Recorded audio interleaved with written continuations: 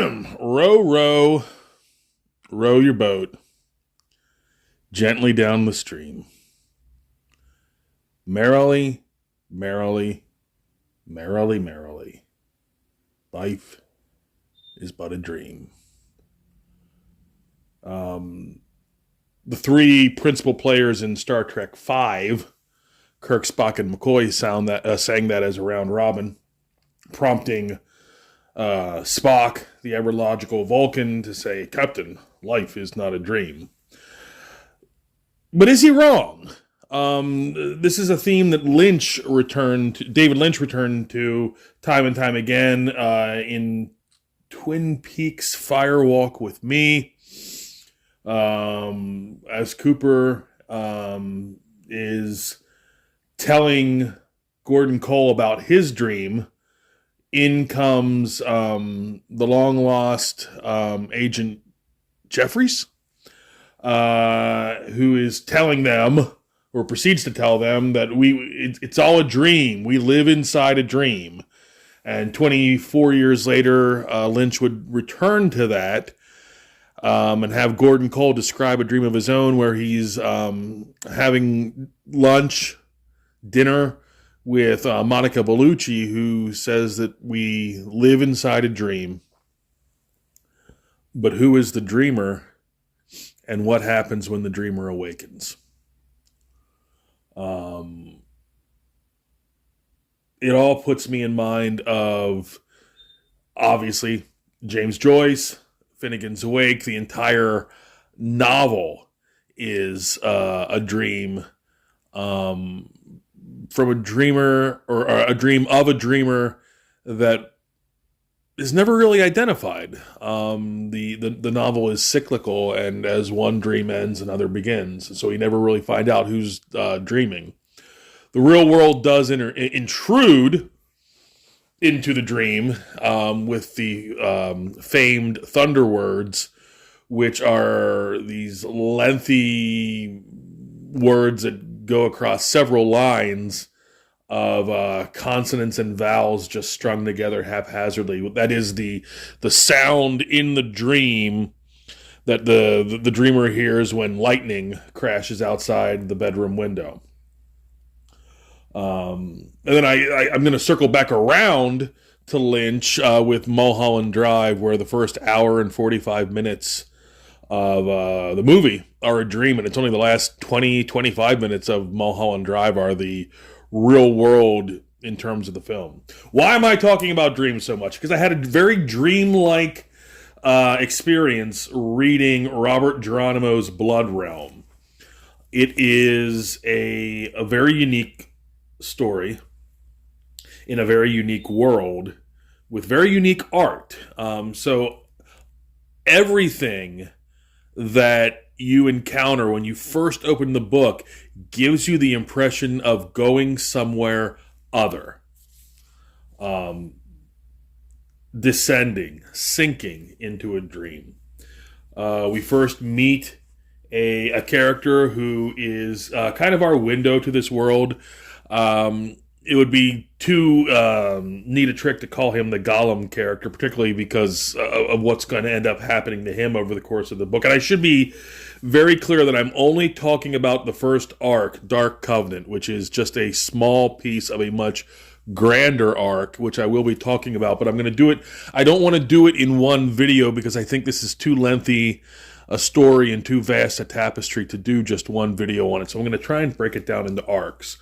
But we experience our first glimpse of this world through this narrator, who is he's kind of our gateway to this world. He's going to tell us everything we need to know, which is good, because there is a very a vast history that leads up to the beginning of the action in this story. And what a lot of people do in a situation like this is they give you one big solid wall of text on the first page of the book, kind of like the scrolling crawl or the crawling scroll at the beginning of a Lucas movie that just makes this is why I don't like lore.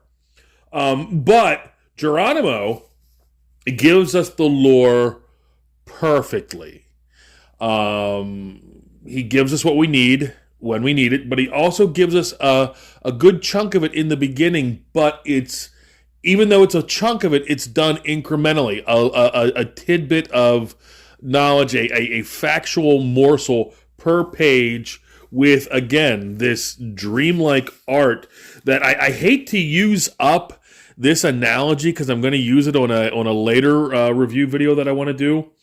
But the art and the dreamlike state of the art puts me very much in mind of Edward Gorey. And I read Edward Gorey at way too young an age. So my brain might be wired to see Gorey in everything, but I definitely see Gorey in this. It's, as I said, it's a vast history.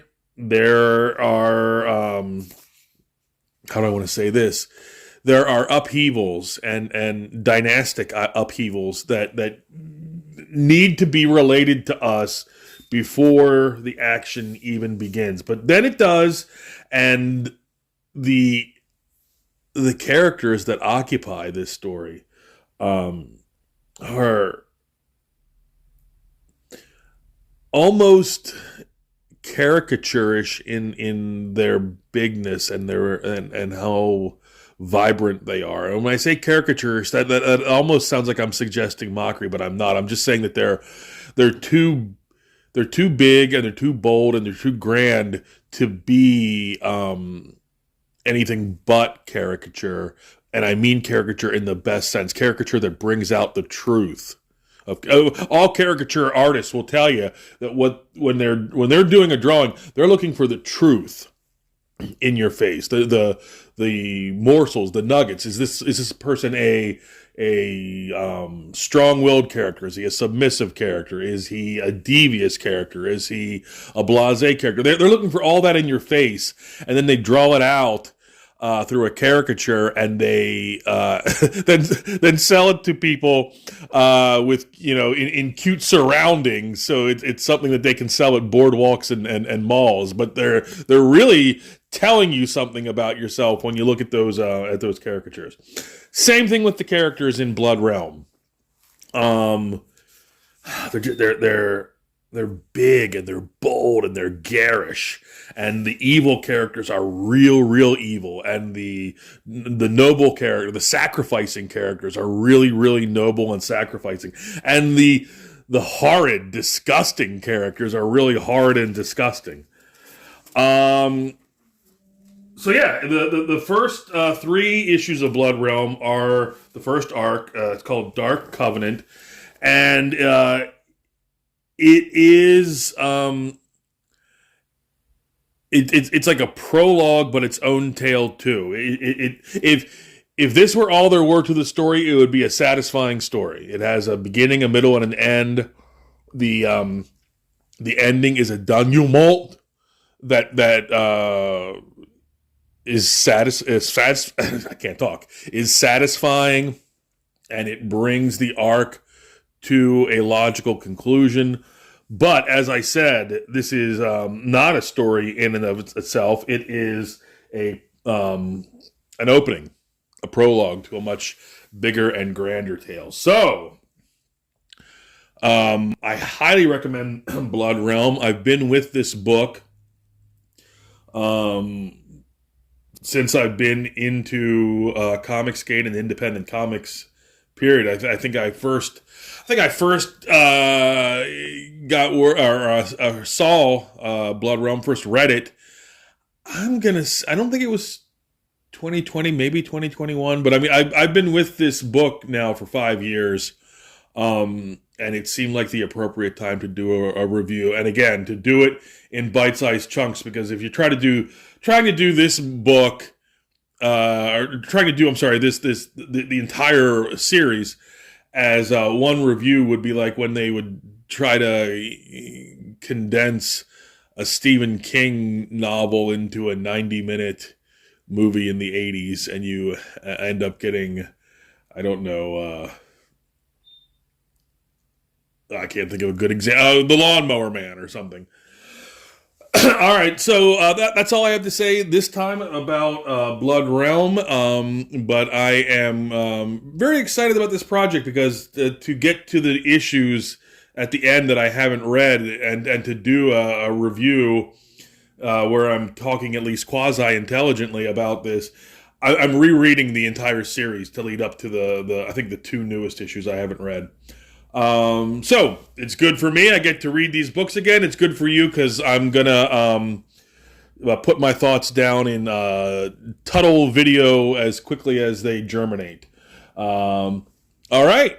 Happy Boxing Day, Comicsgate, and as Tiny Tim observed, God bless us, everyone, even the stupid ones. This has been Tom Tuttle.